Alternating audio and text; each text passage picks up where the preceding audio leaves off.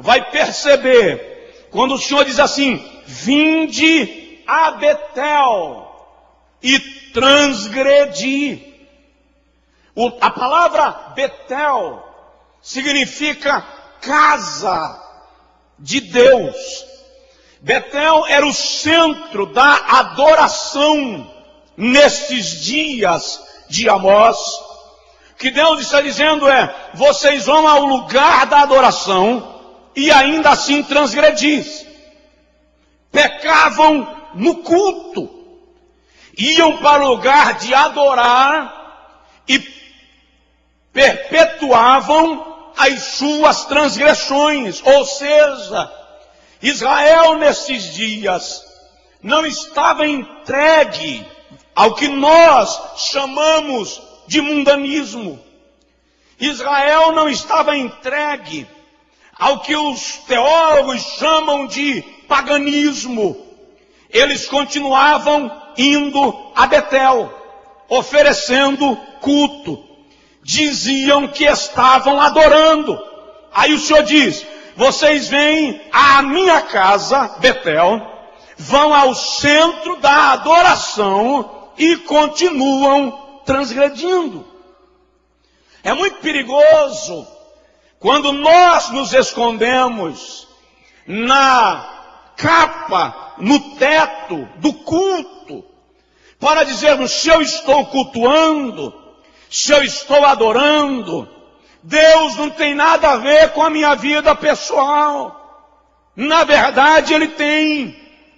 Eu disse aqui domingo, quando falava do ofertório, que Deus, antes de aceitar a minha oferta financeira, aceita-me a mim. Deus, antes de rejeitar a minha oferta, rejeita-me a mim. No texto do Gênesis, capítulo 4, quando a Bíblia descreve o sacrifício de Caim e o sacrifício de Abel, a Bíblia diz que o Senhor rejeitou a Caim e a sua oferta. Ou seja, antes de rejeitar a oferta, ele rejeitou o ofertante. E diz da mesma maneira, porém a Abel, ou para Abel, e para a sua oferta, atentou Deus. Portanto, a reclamação aqui é, vocês não desviaram para pecar, vocês não caíram na bagunça para pecar, vinde a Betel e transgredi, ou seja, estão transgredindo na minha casa, estão transgredindo na minha presença. Em outras palavras, Deus estava dizendo, vocês não me temem mais, não me respeitam mais, não zelam mais pela minha presença. Agora veja só, olha o versículo 4. Vinde a Betel e transgredi, a Gilgal e multiplicai as vossas transgressões. Enquanto Betel era o centro da adoração, Gilgal era o centro da peregrinação. O povo de Israel ia a Gilgal anualmente peregrinar, relembrando os 40 anos de peregrinação no deserto. Levavam ofertas, levavam oferendas, ofereciam ao Senhor as suas dádivas e entendiam, achavam que Deus estava se acalentando com as suas peregrinações. Quantas vezes nós peregrinamos à nossa maneira, peregrinamos ao modelo ocidental, vamos a montes, fazemos campanhas de 7 dias, 7 semanas, 21 dias, 40 dias, fazemos as mais diversas peregrinações, mas continuamos multiplicando as nossas transgressões. A reclamação de Deus aqui era para que Israel se arrependesse, a fim de ser aceito por ele. E preste atenção, olha o versículo 4 ainda. Trazeis os vossos sacrifícios, e de 3 em 3 dias os vossos dízimos. Olha o versículo 5, por favor. E oferecei sacrifício de louvores. Vamos lá? Israel tinha ministério de louvor. Olha o versículo que diz: e apregoai ofertas voluntárias. Israel tinha ministério de louvor. Israel tinha pregador. Israel entregava dízimos de 3 em 3 dias. Israel adorava todas as manhãs, oferecia culto, ia no centro da adoração, ia no centro da peregrinação, mas continuava a pecar. É por isso que Deus levanta o profeta Amós. E é interessante, essa beliscada me alcançou a costela hoje à tarde. Olha o que ele diz no versículo 5, por favor. E ofereceis sacrifícios de louvores do que é levedado, e apregoai ofertas voluntárias, publicai-as, pois disso gostais, ó filhos de Israel, diz o Senhor Deus. Sabe o que aqui Deus estava dizendo aqui? Vocês vão ao culto, vocês me oferecem sacrifício, vocês ofertam, vocês entregam dízimo, não para me adorar, mas para alimentar a vossa própria vaidade. Estão me servindo para que os outros vejam que vocês fazem alguma coisa. Vocês estão fingindo que me adoram, mas na verdade estão adorando-se a si mesmos. Essa era a reclamação de Deus acerca da vaidade de Israel. Nós nos envaidecemos porque cantamos bem, nos envaidecemos porque pregamos bem, nos envaidecemos porque a nossa igreja é grande, nos envaidecemos por tantas razões. Aí Deus olha para nós e diz, a indagação é, do que adianta tudo isso, se eu não estou me agradando de vós?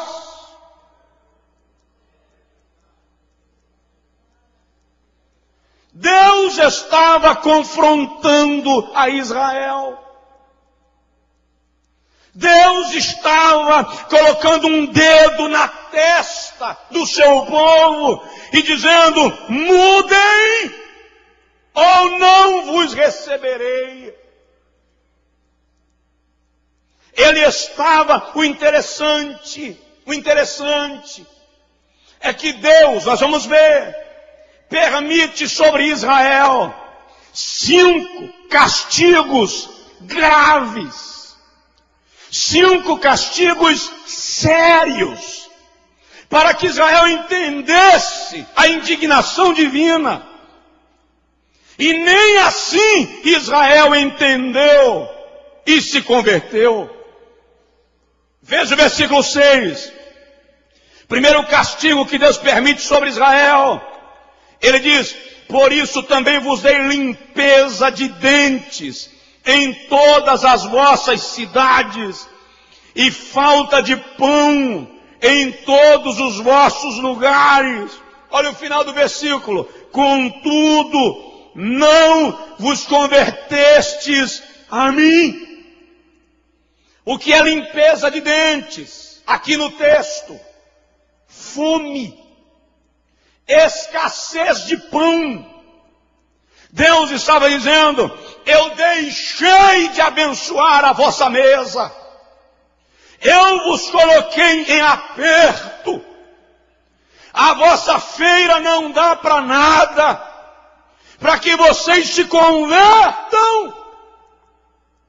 Preste atenção que, se fome não for capaz de levar o homem a clamar pela ajuda divina, o que mais pode fazer?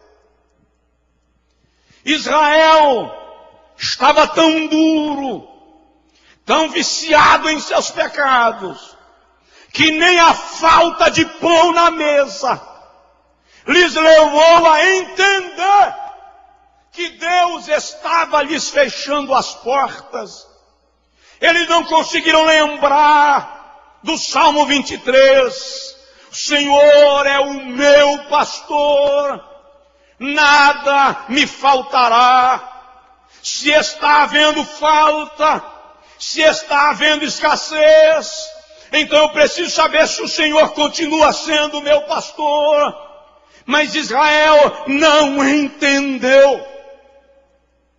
Eu não estou dizendo que porta fechada na sua vida é castigo. Pode ser provação, pode ser teste, mas estou dizendo que porta fechada na sua vida continuamente indica que alguma coisa está fora do lugar. Deus pode estar lhe chamando para uma arrumação da casa. Vamos mais. Segundo o castigo que Deus mandou sobre Israel, versículo 7. Além disso, retive de vós a chuva, quando ainda faltavam 3 meses para a colheita, e fiz que chovesse sobre uma cidade, e que não chovesse sobre outra cidade. Sobre um campo choveu, mas sobre o outro, sobre o qual não choveu, secou-se. Olha o 8. Andaram errantes 2 ou 3 cidades, indo a outra cidade para beberem água, mas não se saciaram. Olha o final do versículo. Contudo, vós não vos convertestes a mim. Deus estava dizendo: enviei a fome para pregar para vocês. Enviei a fome para vos forçar a conversão, e vocês não se converteram. Então enviei a seca. A colheita em Israel começa por volta do mês de abril. As chuvas de fevereiro, chamadas de chuvas serôdia, são as chuvas mais esperadas do lavrador judeu. É para fortalecer, reverdecer a lavoura. Aí Deus diz: por causa dos vossos pecados, eu suspendi as chuvas de fevereiro. Vocês perderam a lavoura, andaram errantes. A chuva não seguiu as suas estações normais. Choveu sobre uma cidade e não sobre outra. Vaguearam de cidade em cidade em busca de água para beber, mas nem assim vos convertestes a mim.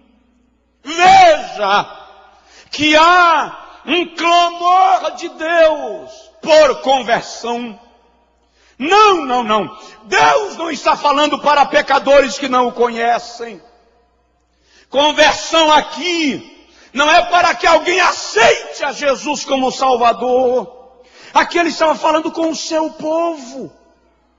Ele estava falando com quem lhe dizia que adorava. Olha o versículo 4. Vocês vão a Betel, vocês vão a Gilgal, oferecem cultos, sacrifícios, ofertas, mas não se convertem.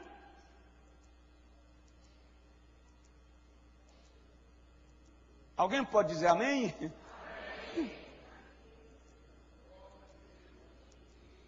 Então Deus suspende a chuva.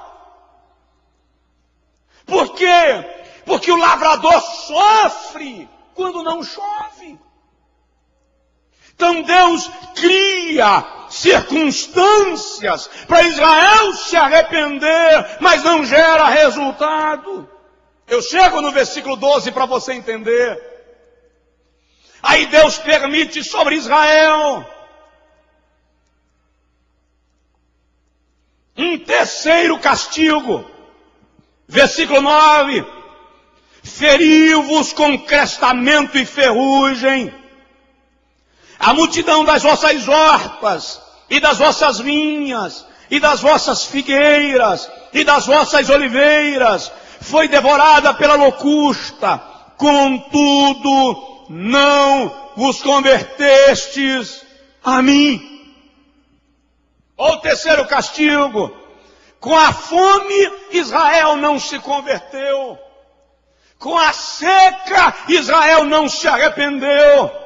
Aí Jeová diz, o que restou da lavoura, eu permiti insetos pestilentos, permiti gafanhotos, permiti a ferrugem, praga das plantas. Vocês perderam a lavoura inteira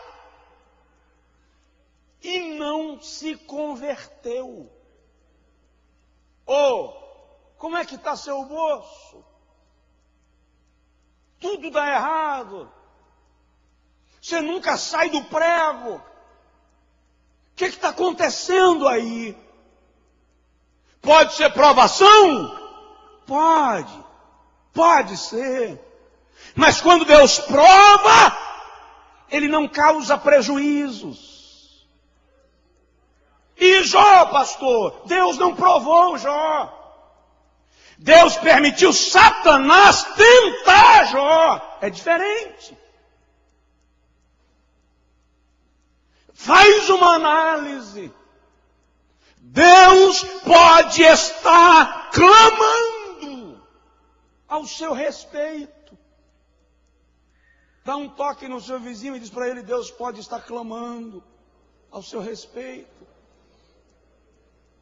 A lavoura perdeu. Olha o quarto castigo aí que Deus envia sobre Israel por causa do pecado. Enviei a peste contra vós, como mandei para o Egito. Os mancebos matei a espada, e os vossos cavalos deixei levar presos, e o fedor do vosso arraial fiz subir às vossas narinas. Contudo, não vos convertestes a mim. Eu vou lhe fazer uma pergunta. Essa pergunta é séria. Não quero resposta. Mas ao longo das próximas semanas, Deus, eu vou repetir, vai nos dar uns 2 cutucões na nossa costela. Até quando você vai esperar Deus lhe sinalizar para que você mude? Até quando nós vamos esperar Deus estreitar o corredor para que nós entendamos o que Ele quer? Que Ele está dizendo aqui, o quarto castigo, enviei a guerra contra vós. Vos entreguei nas mãos dos vossos inimigos. Deixei matar os vossos jovens. Desmontei os vossos exércitos.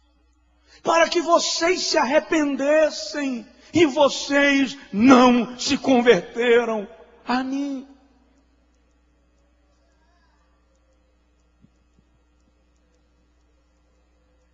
Quinto castigo que Deus envia sobre Israel, versículo 11. Subverti alguns dentre vós, como Deus subverteu a Sodoma e Gomorra, e ficaste sendo como um tição arrebatado do incêndio. Contudo, não vos convertestes a mim. Quinto castigo, alguma coisa de sobrenatural aconteceu em Israel. Alguns estudiosos falam de um terremoto nos dias de Amós.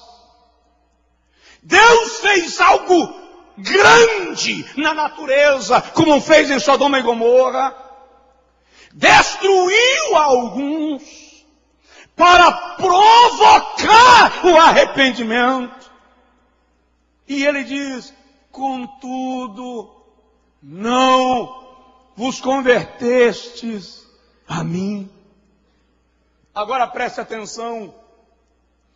O que Deus estava dizendo era o seguinte: Israel, os vossos pecados me irritam. A vossa dureza de coração me irrita. E eu já enviei sobre vós a fome e vocês não se converteram. É isso que Deus está dizendo. Eu enviei a seca e vocês não se converteram.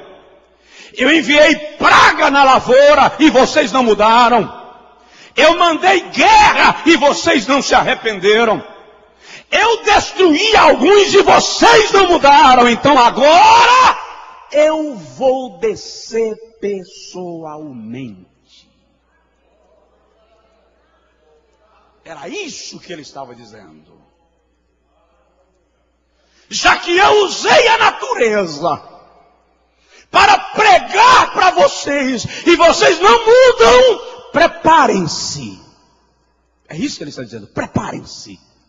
Porque eu vou descer e vocês vão se ver comigo olho no olho, tete a tete, eu e vocês. Aí ele diz: prepara-te, ó Israel, para te deparares com o teu Deus.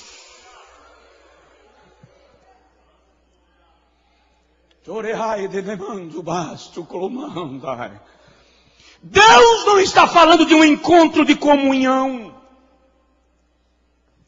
Deus não está falando de um encontro de intimidade. Ele não está falando de um encontro de milagres. Ele está falando de um encontro de confrontação. Se você lê Isaías capítulo 43, versículo 26, o Senhor diz assim: entra em juízo comigo. O que Amós 4,12 está dizendo é, Deus está dizendo: eu estou preparando um tribunal. A fome, a guerra, a peste, a seca, o terremoto será o meu júri. Eu serei o juiz. Vocês serão os meus réus. Porque ainda que eu tenha mandado sinais, vocês não se convertem e não me ouvem.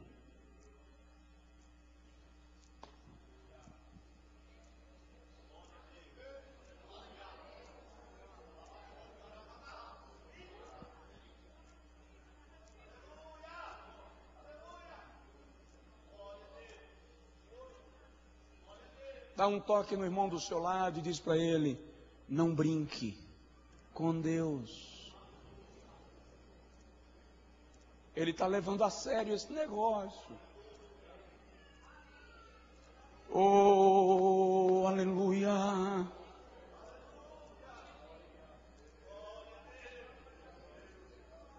O que ele estava dizendo era, vou repetir: eu vou pessoalmente tratar do assunto com vocês. E a pergunta é: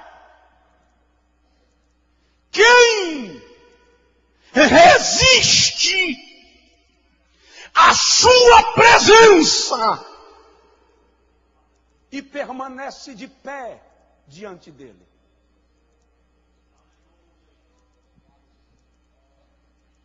É Naum quem diz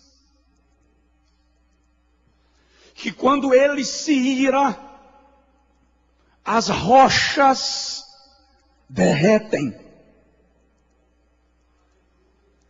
É Naum quem diz que se na sua ira ele se levantar, as ondas do mar se agitam e as mais altas montanhas se aplainam. Daí, o escritor da epístola aos Hebreus dizer que dura coisa é cair na mão de um Deus irado. Esse encontro de Amós 4,12 não é encontro para churrasco, não é encontro para banquete, é encontro para juízo.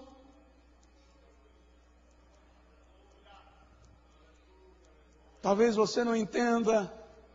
Enquanto eu lia esse texto hoje à tarde, o meu corpo tremia. Eu cheguei aqui hoje à noite com o corpo trêmulo, porque à medida que eu li, eu entendi a gravidade da colocação divina. Eu me sinto como Abacuque agora. Ouvi, Senhor, as tuas declarações e tive medo.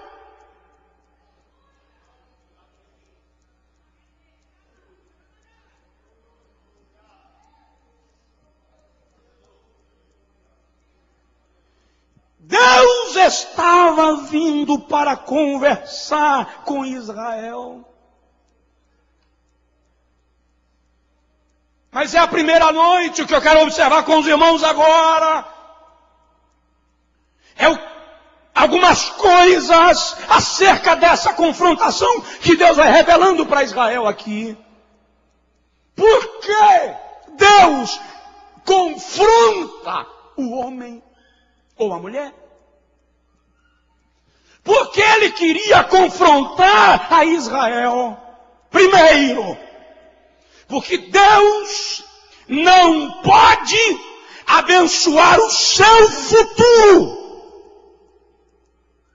se você não cortar as cordas que lhe prendem ao seu passado.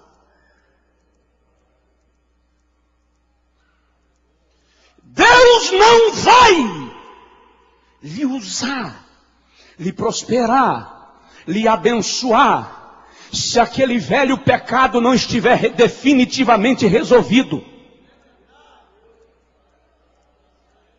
É dar um basta, é dar um chega, é dizer acabou, foi até aqui.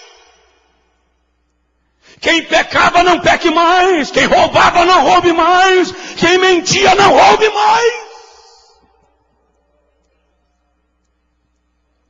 Não dá para ficar empurrando com a barriga.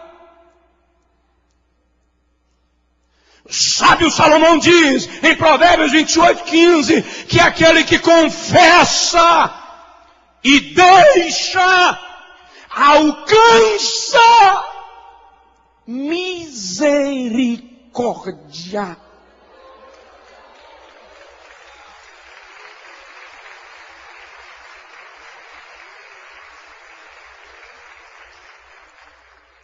Dá um toque no seu vizinho e diz para ele: é tempo de cortar as amarras. É tempo de cortar as amarras. Ah, eu sinto Deus aqui.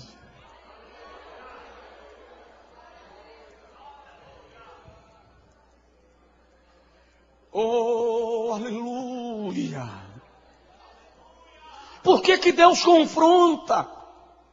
Porque Ele quer cortar as cordas que nos prendem aos velhos vícios. Porque Ele quer que o nosso hoje não esteja sob a sombra do nosso ontem. Porque quem está em Cristo, nova criação é.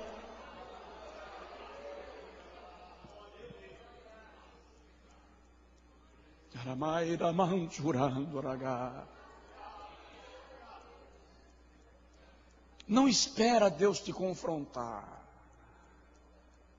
Não espera. Porque o lugar da confrontação pode ser o leito. Não espera, porque o lugar da confrontação pode ser a prisão. Não espera, porque o lugar da confrontação pode ser o caixão.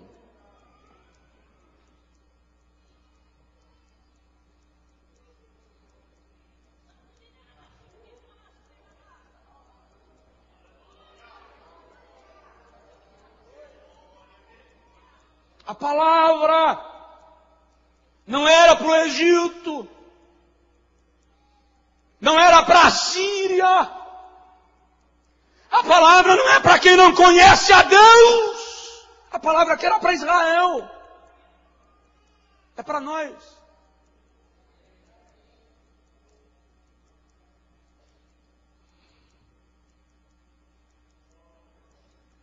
Deus não pode abençoar o seu futuro sem antes romper com o seu passado.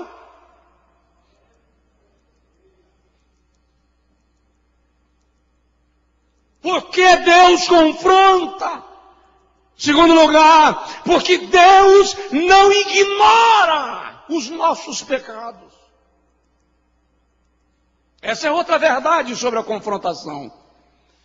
Deus não finge que não viu. Ele viu. Deus não finge que não sabe. Ele sabe. Diz aí para o seu vizinho, ele sabe. E ele não ignora isso. E tem muita gente na igreja que está cativa do segredo. Já contei aqui a história do menino perigoso, traquino, que a mãe tinha um pato, e ele saiu correndo de bicicleta atrás do pato, todo dia. E a mãe dizia, menino, você vai passar por cima desse pato. Um dia o pato bobeou e ele passou por cima do pescoço do bendito do pato. E o pato morreu. A irmãzinha dele chegou e disse, vou contar para a mamãe. Agora tu me paga os atrasados. Quando ela foi saindo para contar, ele disse, não conta não, pelo amor de Deus. Ela disse, eu só não conto se você fizer tudo o que eu te mandar. Ele pensou, vou apanhar mesmo. Está fechado. Ela foi lá, cavou um buraco, enterrou o pato e disse para ele, vai varrer a casa. Vocês sabem que menino odeia varrer casa. Aí ele disse, varrer casa? É você? Ela disse, o pato. Aí ele varreu a casa, quando terminou a menina disse, agora passa o pano. Não, não vou passar não, vou contar para a mamãe. Lava os pratos. Aí ele começou, varre casa, passa pano, lava prato, seca prato, tira poeira, arruma a cama, entra dia, sai dia, semana. Isso começou a angustiar. E o menino pensou, uma surra teria saído mais barato. Vou contar para a mamãe. E ele está com a vassoura na mão, que mulher pega na vassoura, eu não lembro mais como é exatamente, mas ela pega na vassoura varrendo para frente. Homem pega na vassoura puxando para os pés. Aí ele pega a vassoura puxando para os pés, e a mãe passa. E ele diz assim, mamãe, quero falar com a senhora. E a mãe diz, fala. E ele começa a chorar, e a mãe, para de chorar, meu filho, fala. Ele diz, é que a senhora vai me bater. Ela disse, tudo bem, eu te bato, mas fala. Aí ele disse, minha mãe, é o pato. A mãe disse, tá, o que é que tem o pato? O pato morreu. Ele disse, é que fui eu quem matei o pato, mamãe. E eu não aguento mais varrer casa. Não suporto mais lavar prato. Minha irmã disse que vai lhe contar, então eu estou dizendo logo, pode bater. A mãe olhou para ele, sorriu e disse, filho, no dia que você matou o pato e enterrou, eu estava na janela do quarto, eu vi tudo, só estava esperando você me procurar. para me contar o que aconteceu, para eu te perdoar, porque você vale muito mais do que um pato. Querido, não adianta, não está escondido, essa caixa preta, Jeová sabe o segredo. Não seja escravo do negociante do pato. Chega diante de Deus, diz para Ele o que aconteceu, abre o jogo, Ele vai te perdoar e te abraçar, porque você vale mais.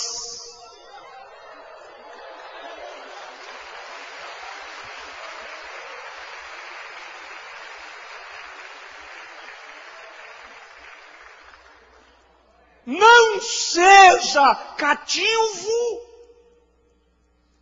da situação. Deus confronta, em terceiro lugar, não para destruir. Deus confronta para corrigir. Deus não quer acabar com você. Ele quer arrumar a sua casa. Quando Davi cometeu o pecado da contagem do povo contra a vontade de Deus, era para exibir o crescimento da nação, a sua vaidade estava em questão. Lá no final do livro das Crônicas, a Bíblia diz que Deus enviou um anjo. E o anjo começou a matar o povo de Israel. Quando Davi saiu na porta do palácio e viu o anjo com a espada desembanhada, ele cai por terra e diz: pequei eu, não o povo. Aí o profeta sobe da parte de Deus. E quando o profeta chega, ele diz a Davi: Deus manda te dizer, tu tens 3 escolhas. 3 anos de fome sobre a terra. 3 meses nas mãos dos teus inimigos. Ou 3 dias na mão de Deus. Presta atenção. 3 dias na mão de Deus corresponde a 3 anos de fome.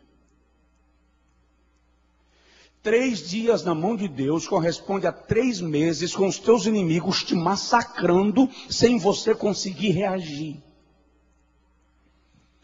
Davi prostra-se e diz: caia eu nas mãos de Deus. Por quê? Como assim? Porque eu sei que Ele terá compaixão de mim. Aleluia!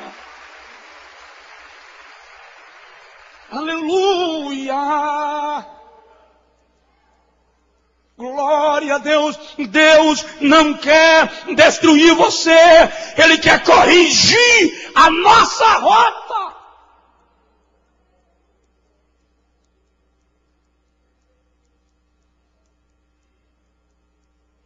Vamos parar?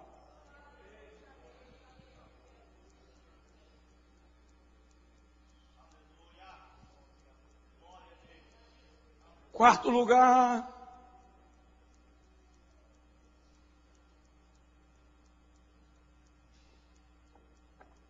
Deus, já estou terminando, hoje, Deus não nos confronta para nos envergonhar. Dá uma olhadinha no seu vizinho e diz para ele: Deus nunca vai lhe expor.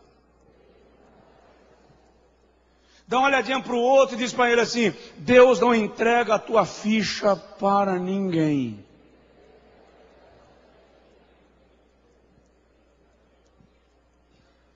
Pedro começa a gritar no barco com os apóstolos, com medo de um fantasma. Aí Jesus diz: sou eu, não temais. Pedro diz assim: se és tu, me manda aí sobre as águas. Jesus disse: vem. Aí Pedro colocou o pé fora do barco Eu imagino alguém dizendo: Pedrão, e se não for? Não, eu vou. E quando Pedro pisa, Jeová inverte a lei da gravidade. E Pedro sai caminhando sobre as águas. Mas de repente Pedro olha para um lado, para o outro, diz: eu caminhando sobre as águas. Não acredito. Afundou. Você não vê Jesus citando isso em nenhuma vez dos seus sermões. Jesus não usa o afogamento de Pedro como exemplo para as suas pregações. Pedro negou a Jesus 3 vezes. Só uma pessoa viu. Quem? Jesus. A Bíblia diz que quando Pedro negou pela 3ª vez, Jesus olhou para ele. E quando o olhar do Salvador encontrou o olhar do pescador, o coração de Pedro desmanchou e ele foi chorar. Você não encontra Jesus contando isso para os outros. Jesus restaurou a Pedro sem dizer a ninguém o que havia acontecido. Deus não quer lhe envergonhar. Mas se você continuar nessa trajetória infeliz, o próprio diabo vai te expor.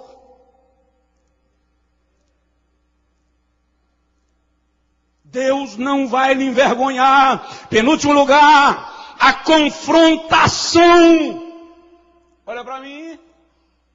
A confrontação é a última oportunidade de Deus para alguém. Quando ele confronta, ele está dizendo assim: agora, ou você muda, ou você morre. É você quem escolhe.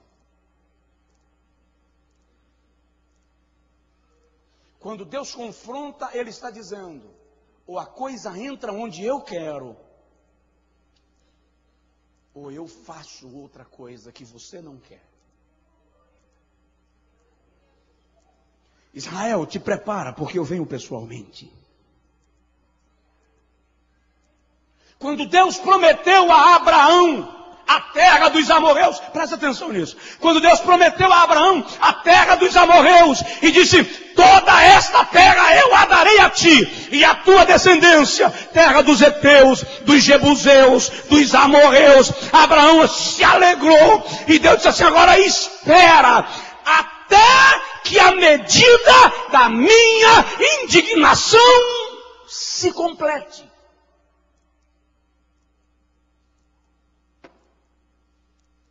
Tem uma medida.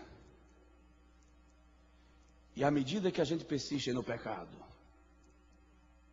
ela vai se enchendo. Deus não executa juízo até que a medida que ele estabeleceu preencha. Mas quando ela preencher e transbordar, ele vem.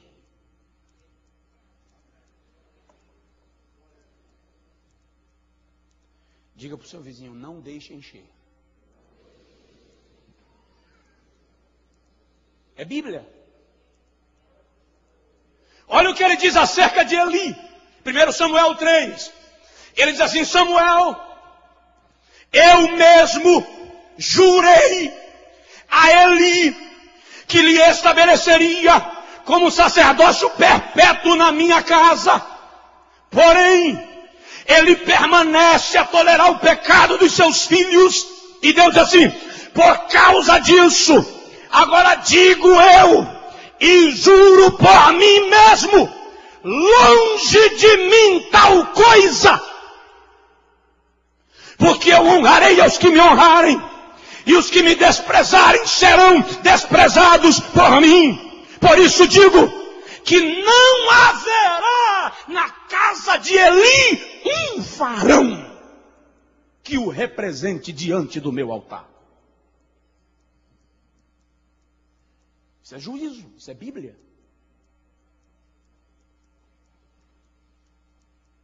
É a última chance. Confrontação é o último momento. A confrontação é quando Jeová senta, dá licença, quando Jeová senta, olha para você no seu olho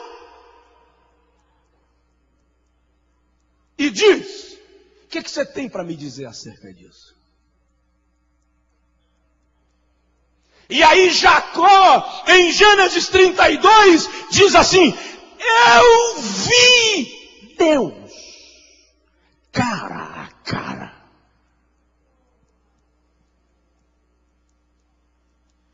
Quem quer sentar com Ele num tribunal? Porque na comunhão é uma delícia. Sentar com Deus na comunhão é apaixonante.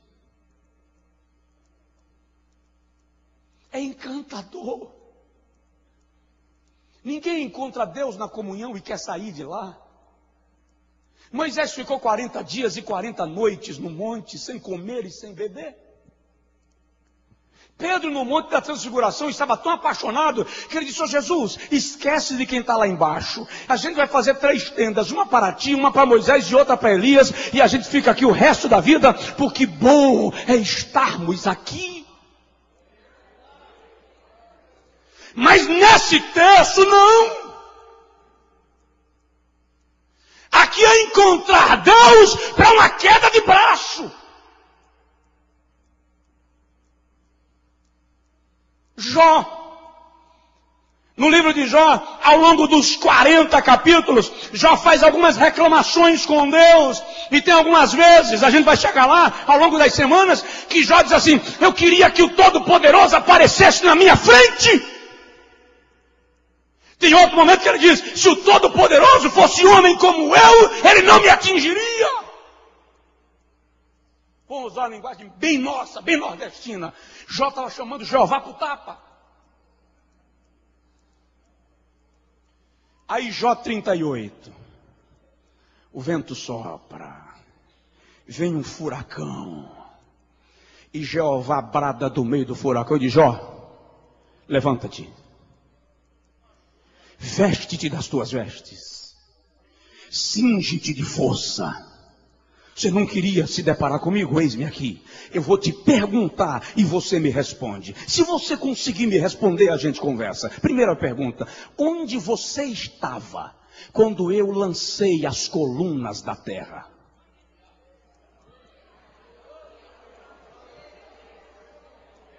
Não sei. Então eu vou lhe dar uma segunda chance. Me diga qual é o endereço da luz. Onde mora a luz? Jó. Não sei. Vou lhe dar uma terceira chance. Qual é o peso do vento? Não sei. Então me diz, uma quarta chance. Onde estão os tesouros da neve? Não sei. Deus faz 56 perguntas para Jó. Jó não consegue responder uma. Na 56ª, Jó diz assim: eu me rendo. Eu me rendo. Eu te conhecia de ouvir falar, mas agora os meus olhos te contemplam. Bem sei que tudo podes, e que nenhum dos teus planos serão impedidos. Fica em pé, por favor.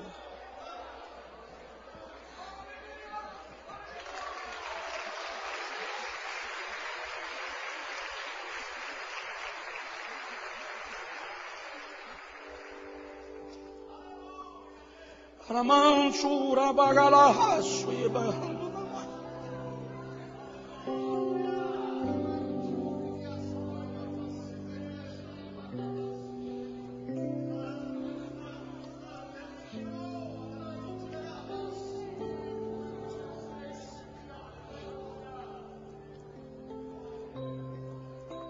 Último lugar.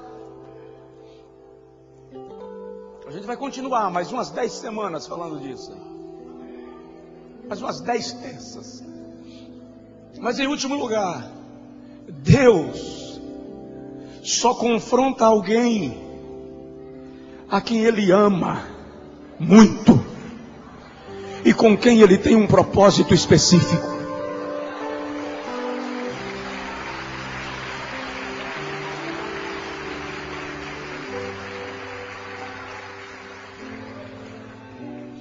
O salmista diz assim: eu ainda era informe, embrião, biólogos, médicos, eu ainda era embrião no ventre da minha mãe.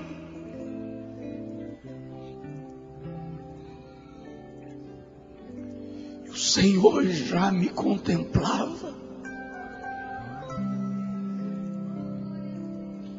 Os meus ossos ainda não haviam sido construídos.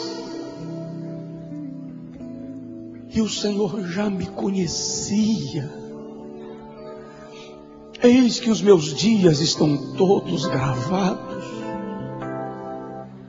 na palma da tua mão.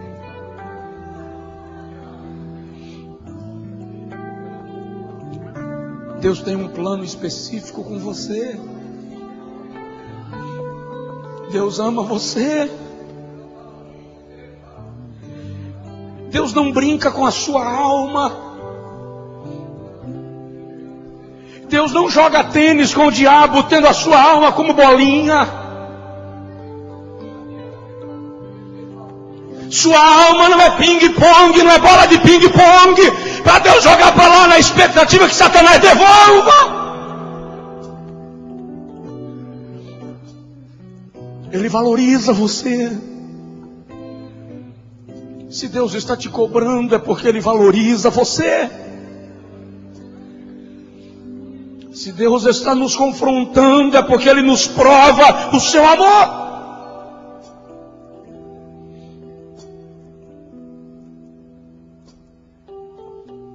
Vamos orar.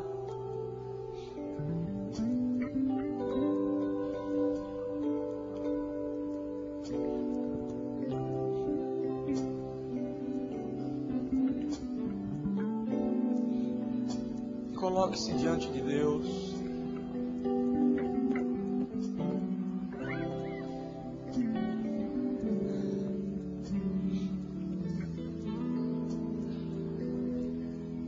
Coloque-se diante de Deus agora.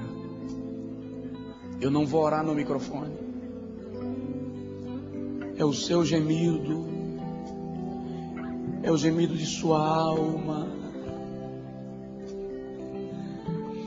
Não espera Jeová vir pessoalmente para sentar com você. Não para lhe confrontar. Eu vou pedir para eles cantarem um louvor bem baixinho. Enquanto você ora.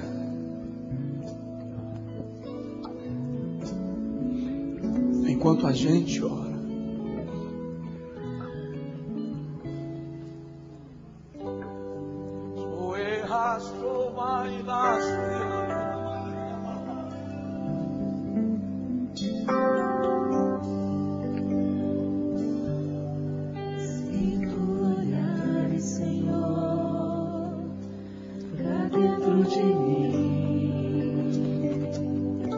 Conversa com Deus agora, aí no seu íntimo. Conversa com Ele.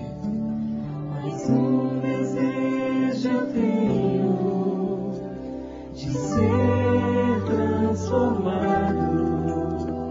Preciso tanto do teu perdão.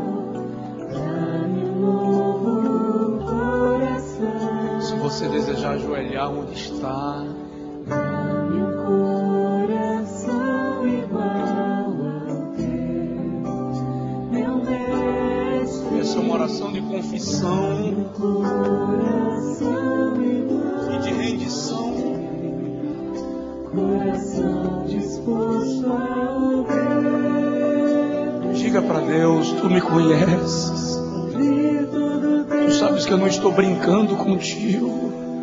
Meu coração igual a teu.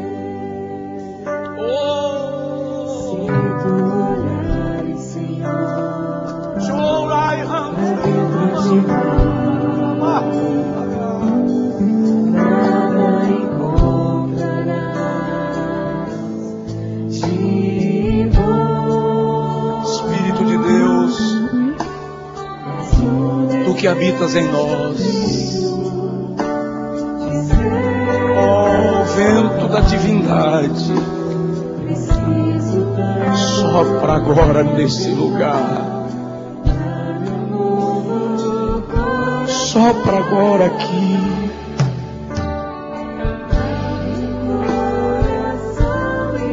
É a palavra quem diz que é o Senhor que opera em nós a tristeza que produz arrependimento.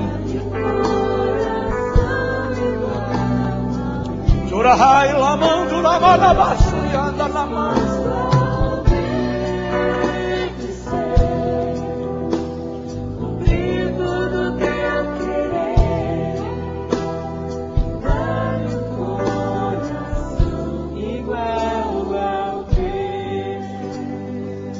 Se for possível,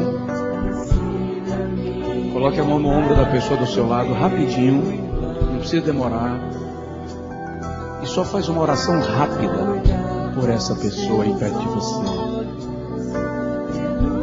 Uma oração rápida por ele.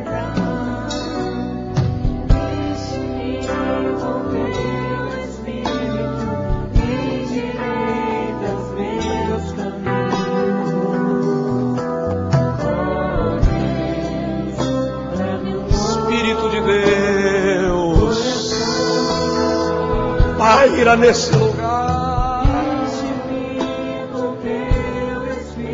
paira nesse lugar.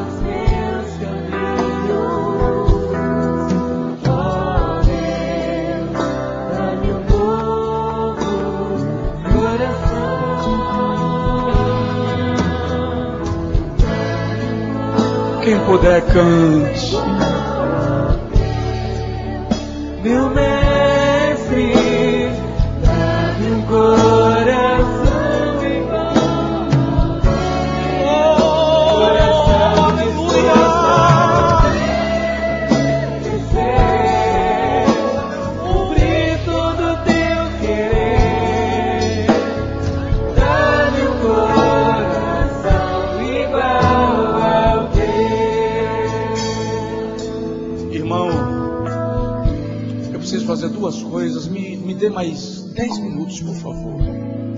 Primeiro, eu quero pessoas que estão entre nós, que estão afastadas da igreja, ou que nunca fizeram a decisão de servir a Cristo, e que nesta noite quer receber uma oração entregando a Jesus a sua vida. Sai do seu lugar agora, vem aqui à frente. Eu quero orar por sua vida com a igreja. O irmão que estiver ao lado dele, ao lado dela, lhe acompanhe, por favor. Venha com ele, venha com ela, em nome de Jesus. Quando sair do seu lugar, acena assim com a mão, me avisando que eu aguardo. Deus abençoe. Aqui vem duas preciosas vidas, a terceira está vindo ali. Deus abençoe. Deus abençoe. A quarta pessoa está vindo aqui, Deus te abençoe. Venha. Jesus te ama. Jesus te ama. Onde está a quinta pessoa? Venha. Venha. É o tempo de Deus na sua vida. Onde está mais alguém? Onde está a quinta pessoa?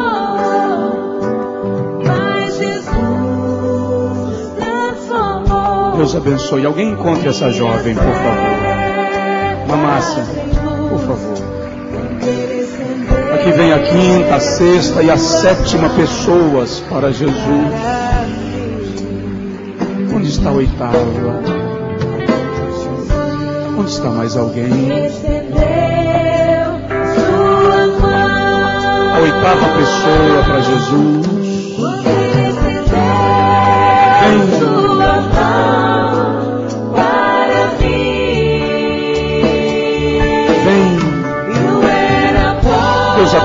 Senhora. Chega a oitava preciosa vida. Onde está a nona pessoa? Queridos, eles vêm com lágrimas. É o Espírito de Deus gerando isso. Onde está mais alguém?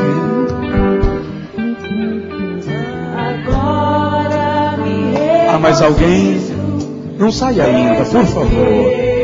Aguente mais um pouquinho.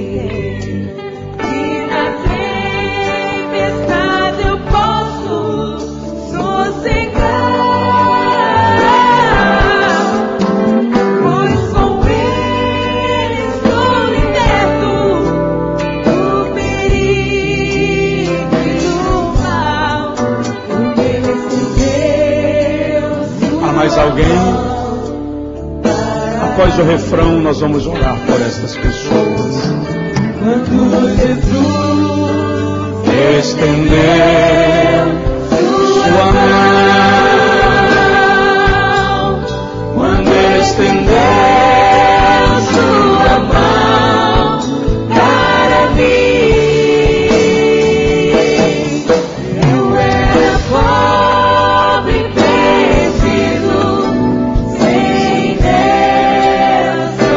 a nona pessoa. A igreja pode dar glória a Deus. Deus te abençoe. Estendam as mãos para cá, por favor. Jesus, aqui estão vidas muito preciosas, atraídas a Ti pelo Teu Espírito Santo, rendendo a Ti seus corações. Nós te pedimos que os seus pecados sejam perdoados, que o sangue derramado na cruz do Calvário lhes purifique de toda transgressão, que o Teu Espírito estabeleça neles a Tua morada, Senhor, e que suas respectivas famílias sejam poderosamente abençoadas pela Tua presença, em nome de Jesus. Amém. Dá um abraço nela, um abraço nele. A igreja dá um brado de glória a Deus.